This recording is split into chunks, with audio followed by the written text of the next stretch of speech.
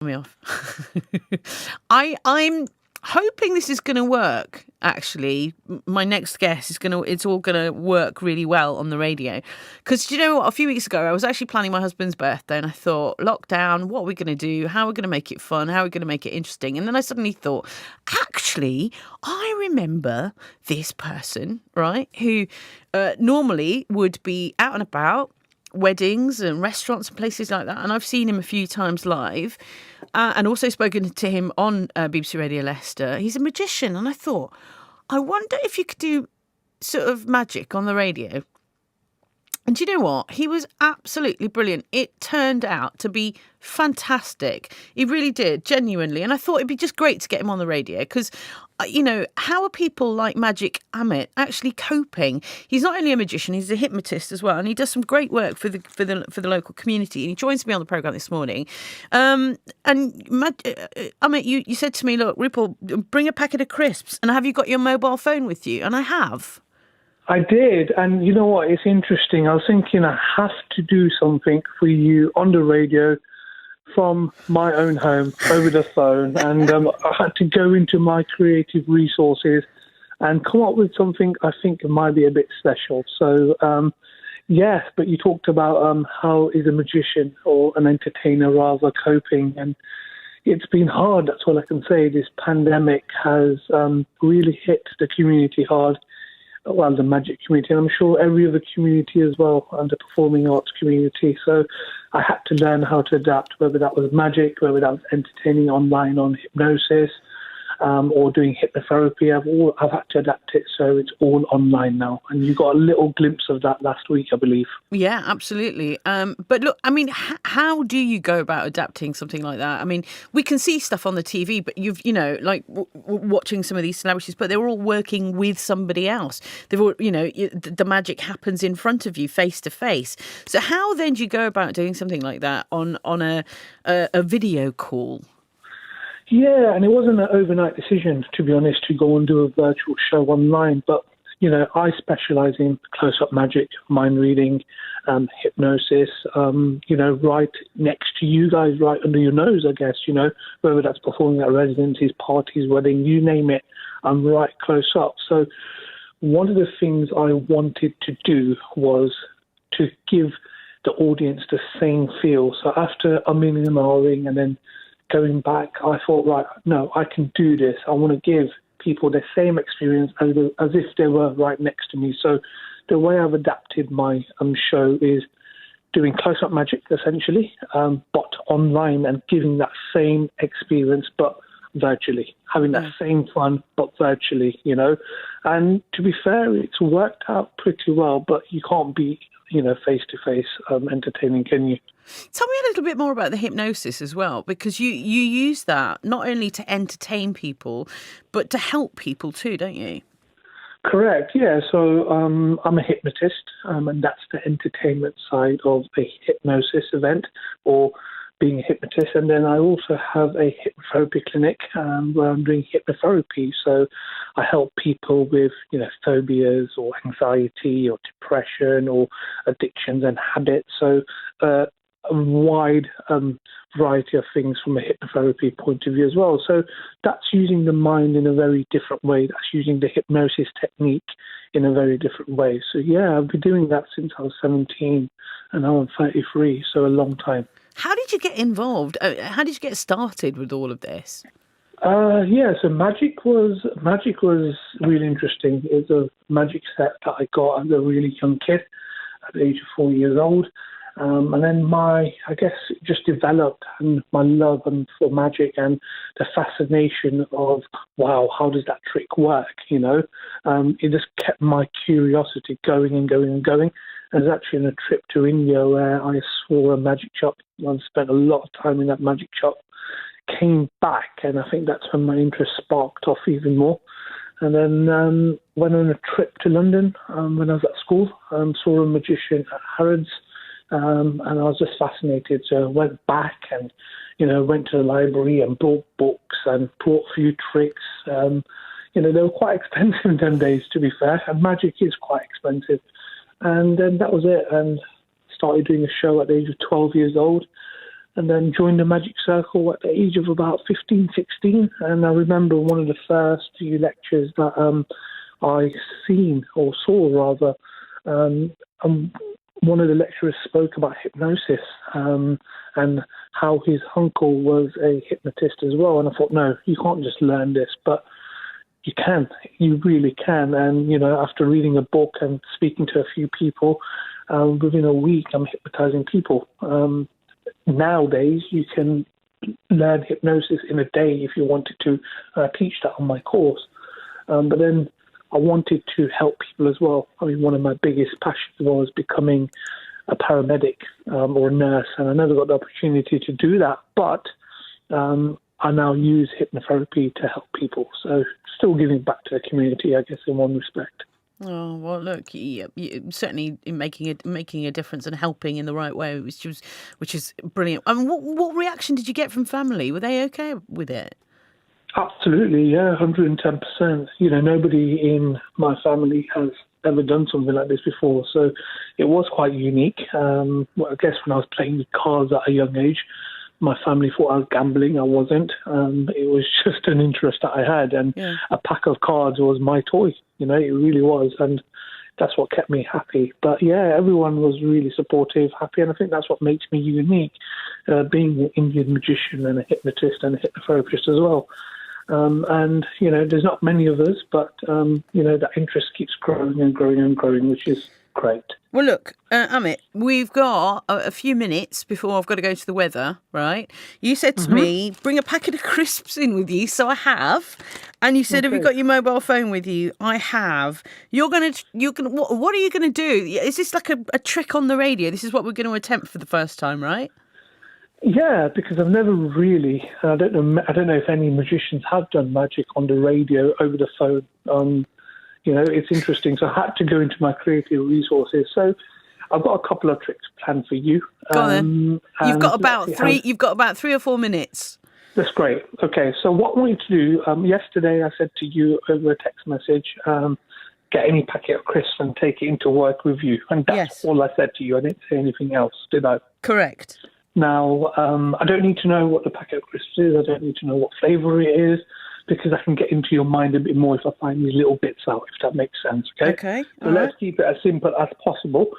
What am I going to do with a packet of crisps? Interesting. So on every item, there's a barcode, and then on every item, there's also a date, whether that's a sell-by date, whether that's a protection date, whatever it is, okay? Yep. So get that packet of crisps and just look at that date for me. Yep. Got it. Okay. Now go into your mobile phone, open your calendar up for me. Calendar. And go on to that date. Oh, okay. Go on to the date. Yeah. Where are we? I've got to find it now. And I've got to find the month. I've got to find the right month. Right. Okay.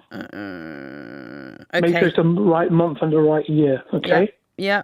Got it. Brilliant. Okay. And then click on that particular date. Yeah. Go on then. Yeah. Now all I need you to do is find out what day it is, but don't tell me. It's a Saturday. Okay. Yeah. That's fine. I didn't need to know. I didn't need to know that. Oh, right. Okay. Okay. Have I just ruined that? Yes, you have, but it's absolutely fine. But that's cool. Don't worry. I have got something else planned, okay? Because what I was going to get you to do is think about that date, and then with that date, I was going to give you a few options, and I was going to kind of guess what that option was, okay? I've just ruined it. Just ruined it. Yeah. Let's see. You just didn't follow instructions, did you? Sorry. No problem. No, don't worry. Let's do something else. You got your mobile phone on you, yeah? I have, yeah. Okay. Let's do this. I want you to go into Google for me, if that's okay. Yeah. Okay. Have you heard of Wikipedia? I have. Okay. Do you know how many articles there are on Wikipedia by any chance? Not a clue. Okay. Google it. How many articles on Wikipedia? Articles on... okay.